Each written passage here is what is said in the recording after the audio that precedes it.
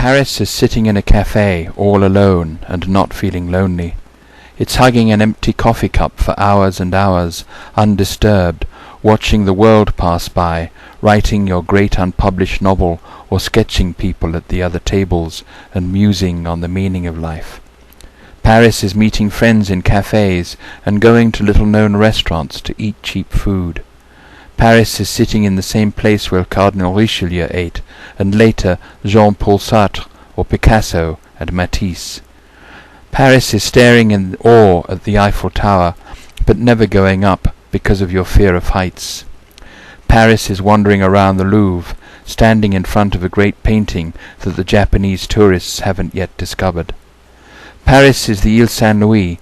Perhaps Paris is only the Ile Saint-Louis, the quintessential village in the heart of the city. It's La Brasserie de l'Ile Saint-Louis on Sunday, having lunch, the Saint-Régis Café, standing at the Zinc, drinking coffee in the morning, Maison Bertillon, eating ice cream in the winter, L'Olivier, and choosing your extra virgins, the horse butcher's shop with the horse's head outside on the Rue Saint-Louis-en-l'Île. It's looking at Notre Dame de Paris at any time, standing majestic and serene.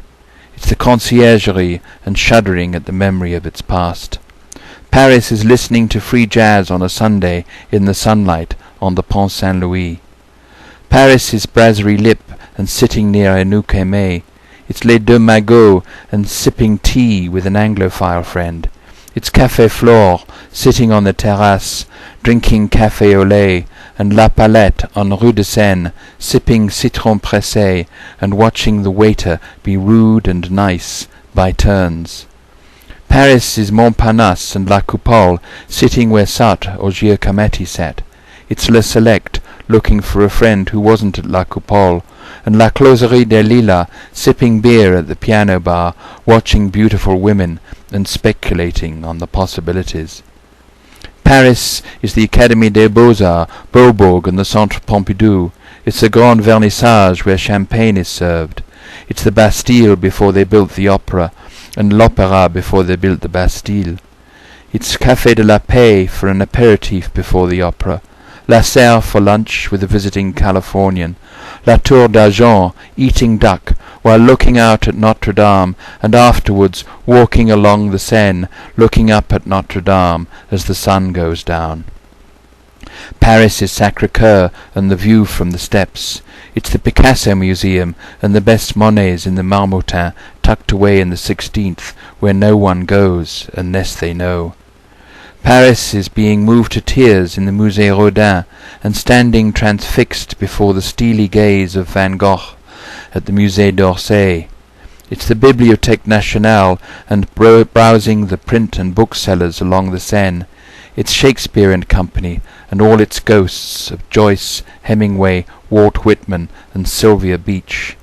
Paris is arguing politics, sex and religion passionately with friends and lovers over coffee or pastis at a late-night café, and relishing the violence of your disagreements, which never really matter.